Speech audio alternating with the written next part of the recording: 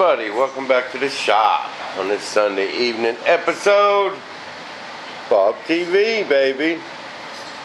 Okay, here I am, I'm trucking. I got all my flaps and ailerons all ready for another pull. And I got them ready for my part, all of my primer, but it was so hot today I didn't want to open my garage door. I was going to wait till the night. So in the meantime, I kind of got these parts all waxed up. I'm going to get them taped off, and guess what? It's my last pull with these people. You know what else?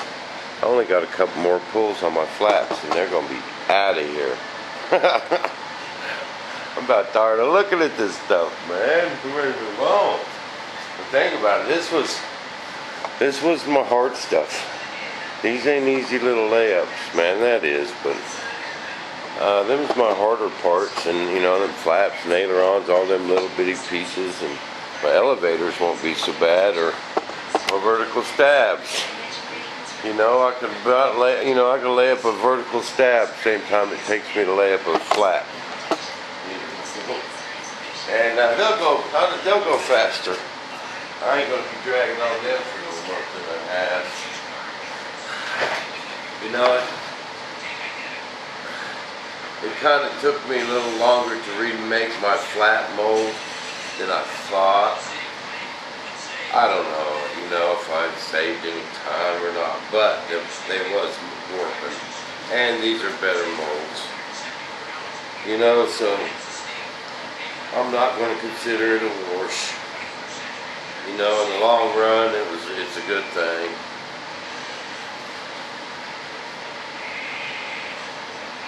You know? Oh, and my flap dilemma.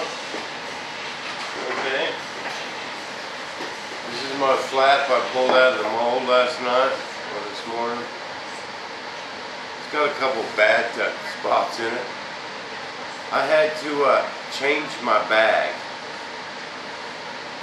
I had it all vacuumed down, you know, and I was sitting over there watching TV, and I started hearing this pop, pop, pop. And for some reason yesterday,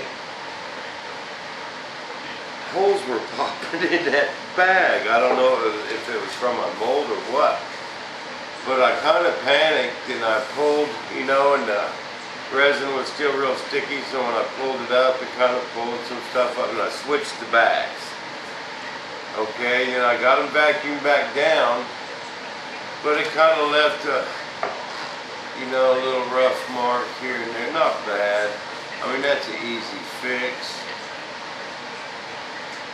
You know, it's not that big a deal. But that's what did it. You can tell because this is the side that was dry, and this is the side that I laid up yesterday. And also, yeah, I forgot two of them wooden blocks right here. These two right here. And oh, Lip River Dave said he was yelling. But I was tired last night, people. It was all I can do to stay up and glue them two halves together. You know. And it ended up in one flap for getting them two. But, you know, it's not the end of the world. I ain't going to scrap the piece. What I'm going to do, there's two ways I can go about fixing it. It's you know, not that big a deal. Really, all I got to do is mark where my hinge goes, drill a hole. Don't even have to be a small hole, you know, 1/4 inch hole. Make me a pastry bag with some real thick epoxy, you know, kind of a smaller pastry bag so we know how we're injecting that. You know, it's only about 1/4 inch thick in there, and it tapers down. So there's really not a very big cavity inside there. And a guy can stick a pastry bag in there a little bit, start squeezing it and pull it out, and get a nice bead of resin in there to where once it's set up, it can be drilled out. That, or we could drill it, you know, cut a trench in there with my saw and stick the original piece in there. You know, and then glue that piece back in that I cut out. So, you know, and that could be done. You know, I'm not going to scrap the piece because of it. I'm going to fix it. That's a good flat. And there's a couple guys that just cannot believe that's how we join these parts, you know. But you got to remember, okay, this foam is made for this. This is not just some styrofoam I picked up at Harbor Freight, Home Depot, something. I mean, it plus the wood we glue in there, dude. You make that flap come apart, and you got other issues because that dude's hit the ground or something. Because that is just, you know, the glue joint is so tight. Anytime you can compress a glue joint, and that dude is perfect, you know, because we trim around that mold just perfect. And you know, that's got, you know, 1/8 inch slit, probably 3/16. It's fairly, you know, it's fairly thick. And man, by the time you squish them together, see, there's my seam right there. You know, there is no void, no cavity, no air pocket. That dude is not coming apart. You know, on the back, it's just a awesome glue joint.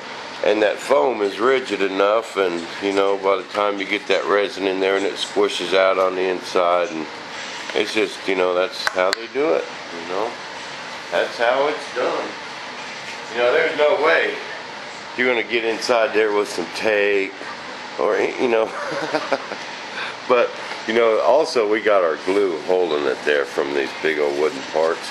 I made that piece of wood so big, you know, on mine I ran out of channels, even on my 12 channel. And if you turn the servos the same way, you don't need to mix your flaps. You can just put a Y harness on it. But in order to do that, you got to put a horn here and then a horn here on the other one, you know, then the horn up here on the. So in other words, you know, I'll put the hinge where the hinge goes here in the end, remember? And then it's just one side of the servo or the next. But that's why that wood's so big, so you can make, some guys can make their own choice and put that dude anywhere you want it. You know what I mean? They're burnt.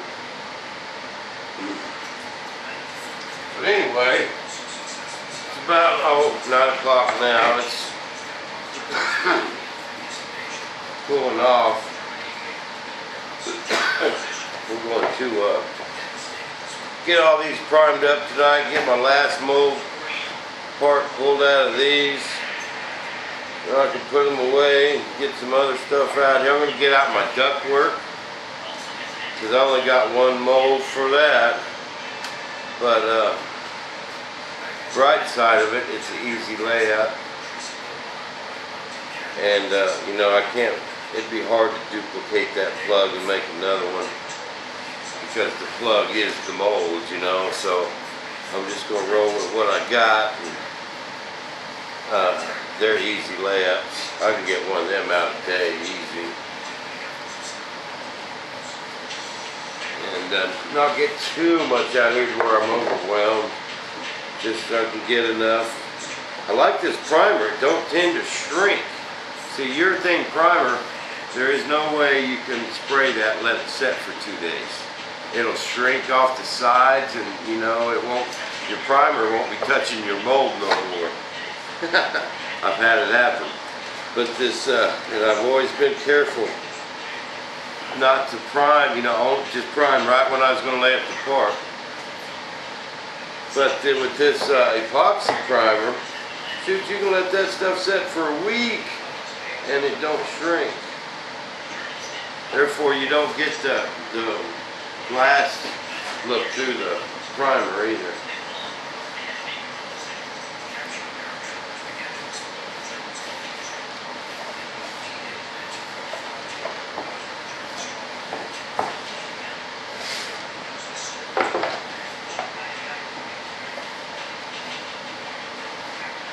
Yeah, that bad boy's all